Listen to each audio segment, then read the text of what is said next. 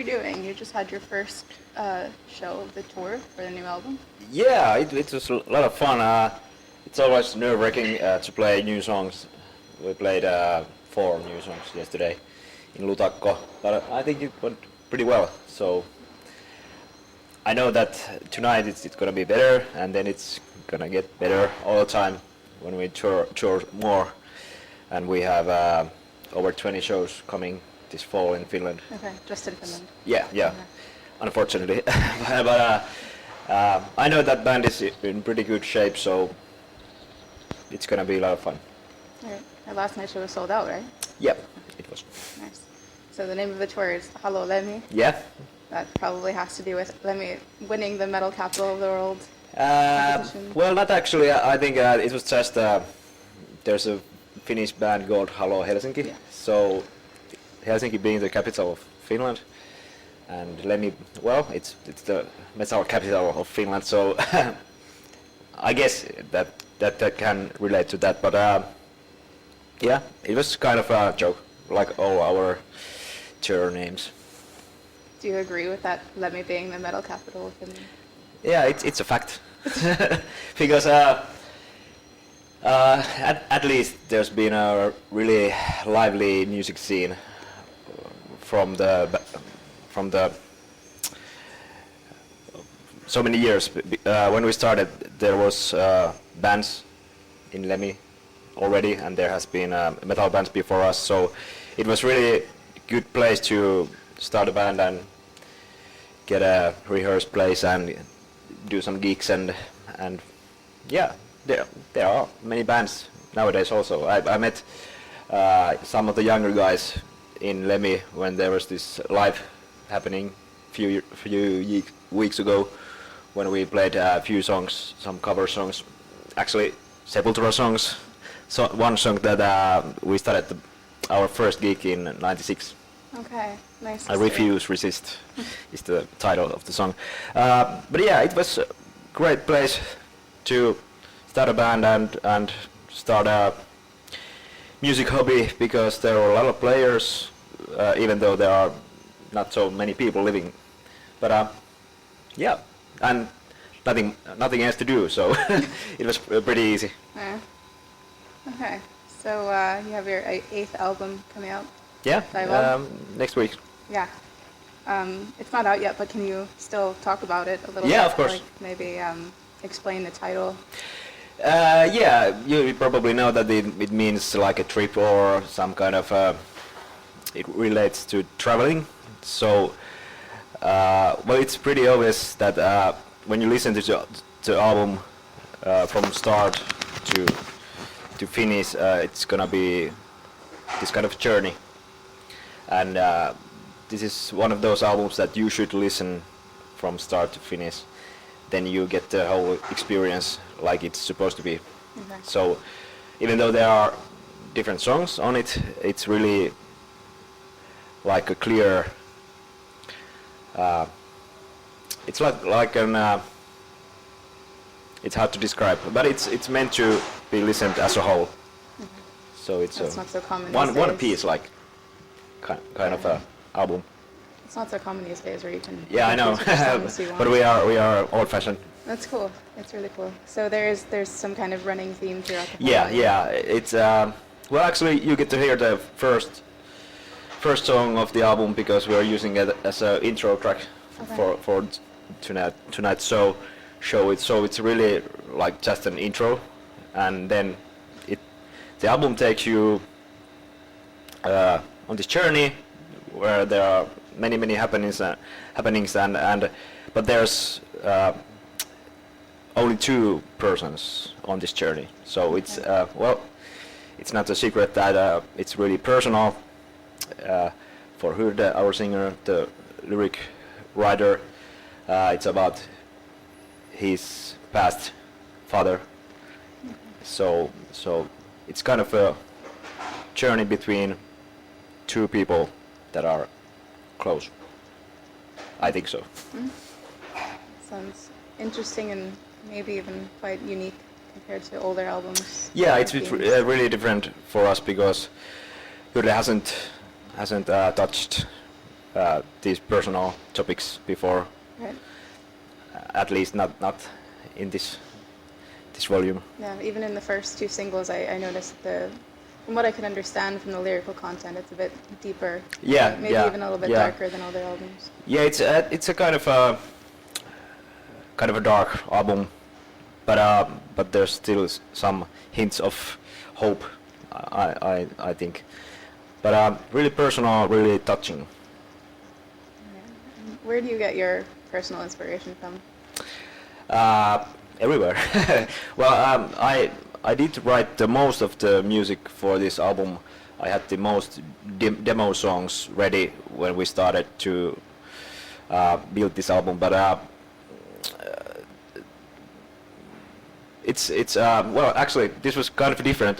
Usually it's everything. It's music you listen. It's nature. I get most of my kind of musical ideas when I'm walking with my dogs in forest, or I don't usually listen to any music. So when I'm walking, I get these ideas and then I record them on my phone, and then when it comes the time to build some new songs, then I go back to these ideas and try to come up with some kind of a structure or idea for a song, and usually it starts from there. It's only one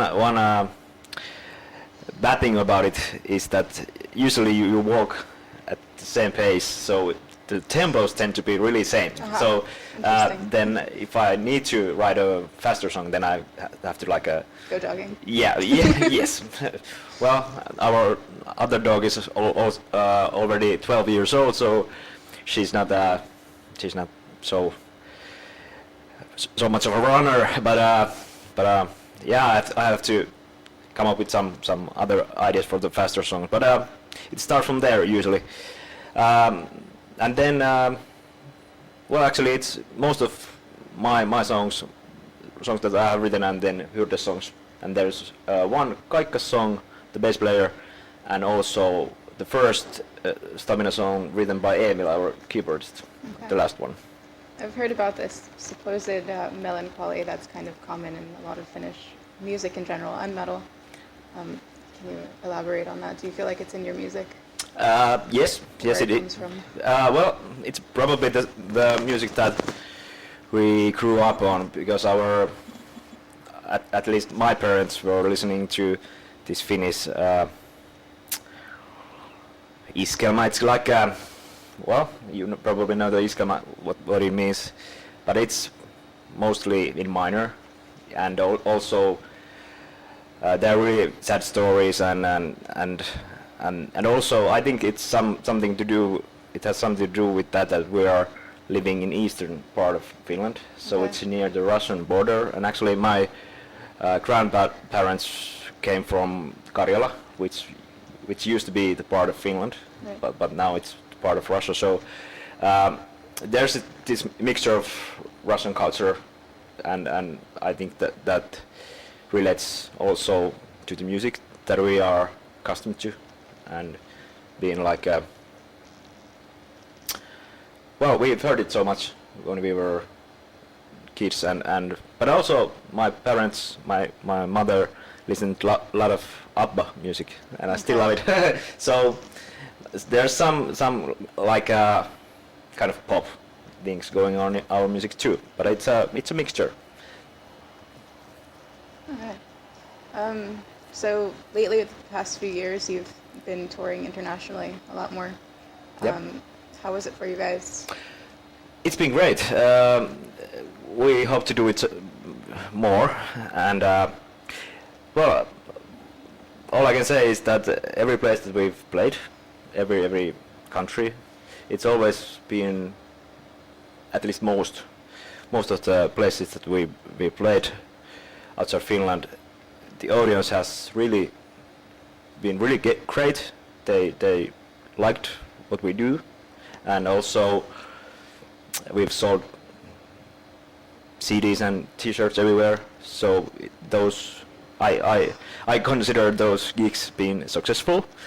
But unfortunately, there's some business things that are not happening, at least right now, so it's really hard for us to release albums anywhere else but in Finland. So we have to convince those business guys dealing with those record labels and trying to get the music for people that are interested in it.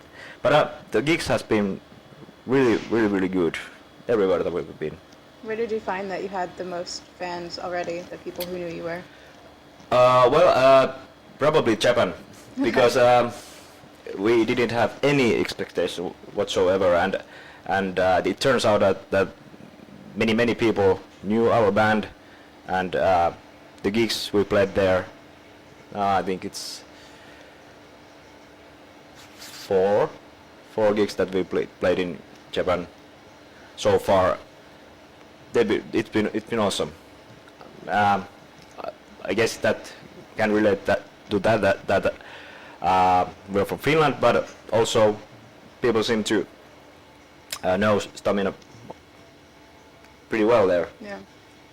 Yeah, I've seen they've had these, Finnish metal tours. And also when we played Sweden, it was, well, of course there's a lot of Finns also, but it was really a good experience.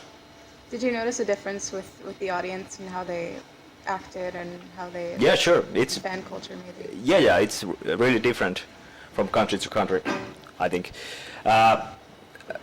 Like in Japan, they are screaming, they are reacting to everything you do. If you do this kind of a face or any gesture on stage, they are going to react to it, and they are going wild.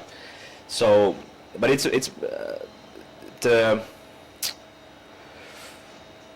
well, it's easier to like how do you say it? Interact with the audience, like in Japan, because they are so into it, and they are showing it. But in some countries they may still enjoy it as much, but they don't show it so easily, like in Finland. All right. And you guys were also on 70,000 Tons of Metal. Yeah, that was awesome. How did you choose your set list for that? You did 2 shows, right? Yeah. I think that was probably just we chose the songs that we've had a video, so that that people might have heard them before. So that was probably the only reason. And of course, when we have this kind of one-off gigs, then we try to play some older songs and maybe play one song from every album or something, just to get to the full experience what Stam1na is all about. Yeah. Well, besides the entire thing, were there any very memorable moments for you? On the cruise? Yeah. Yeah. It was like a holiday, and then you get to spend your holiday in a beautiful environment with some of your heroes and your best friends, and playing some shows that I think went pretty well. And also we got the news that we had won the Emma award when we were on the ship. So it was really nice. I can't explain. One of the more memorable moments. Yeah, that was really like being in a hot tub and hearing the news, and it was unreal. Nice, very nice. What do you think about this kind of international brand or label, Finnish metal in general? Like in Japan, they had this Finnish metal festival or whatever it was called, with bands from different genres, but all from Finland. Well, I guess you have to label things somehow. I don't know. There probably is some kind of Finnish metal sound, because we are different from like Swedish or whoever. There are probably some similarities in Finnish metal bands, even though they don't sound the same. But I don't mind. Well, that's kind of funny, because people are usually using all kinds of like labor for their music for it. This is winter metal, or this is samurai metal, or whatever, and that's fine. But that's well, it's probably just some people's opinion, and that doesn't really mean anything. But to describe Stam1na's music, it's metal, sung in Finnish, so I can't describe it any better. I don't think there's one word that could describe Stam1na's music. Yeah.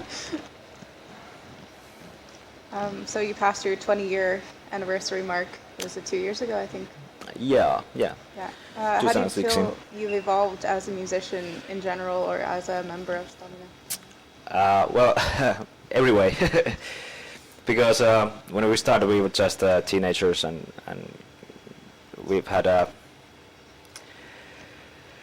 I've been playing guitar for a few years and just starting to learn the instrument, and soon as we started the band, we started to write. So I think every aspect of our music, the songs, the musicianship, everything has evolved slowly but steadily. And I think if you listen to the first album and you listen to the last album, this new album, you will hear that it's more mature, because we are different persons than we were 10 years ago or in '96. So, but of course and I think that every album we've released almost one album in 2 years or something. So it's always kind of a picture of that band at that time. Right. So it's impossible for us to make that album again, or that album. So that makes every album different, because we are different, the guys who are making the music. And of course I'm proud of all our work, but we don't have any need to go back like being 20 or something. Right. So we are driven by other stuff right now. So yeah, it's been evolving, I think, in every way. Good. What are you listening to right now, musician? What I'm listening. Well, actually, I did listen when we were driving here. The Swedish band Free Kitchen. They released new album Confusion to Enemy, I think, and I listened to that. But it's really rare that I listen to any metal music. Unfortunately, I have to. I think that's quite common, actually. Yeah. At least when you play all the time and do gigs, then you get the music dose for the day. But of course, I enjoy listening to music and all kinds of music. And but nowadays it's usually when I'm driving. I listen to CDs in my car. But there's all kinds of music. All right. If you weren't in Stam1na, what would you be doing? Well, I have another profession. I'm a psychologist, so I would be happily doing psychology work, which is my other passion. But I don't have any time for it, unfortunately. Okay. But I know that this band is not gonna last forever. So whenever we are taking a break, I don't know when that's gonna be, or something happens and we have to stop doing this, then I'm going to go back helping people in other ways. Okay. Do you put that to use at all as your part in Stam1na? Sorry? Do you put your psychology experience to use at all? I guess you do if you're a trained psychologist. You use it every day, but not like not in that sense, because it's all well with the guys in our band and in our crew, they're like family members. So I'm gonna be as a family member for them, and of course help them as a friend. Right. But there's no kind of well, I'm not doing any counseling for them. Just like every day, in your everyday life, it might come, your training might come. Yeah. That's not the point. And when you're doing psychology work, it's usually with somebody in private, and it's totally different mindset. So when you're in that role, so it's not something that I use in everyday life. It's quite interesting. It's a kind of. But of course, I'm still interested in these things, even in my own life and my personal inner world. Right. If you could collaborate with any other musician that's dead or alive, who would it be? That's difficult.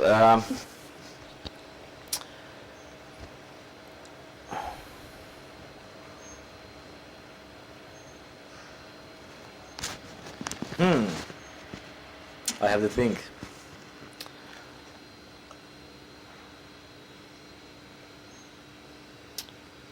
Well, this is the first thing that came into mind.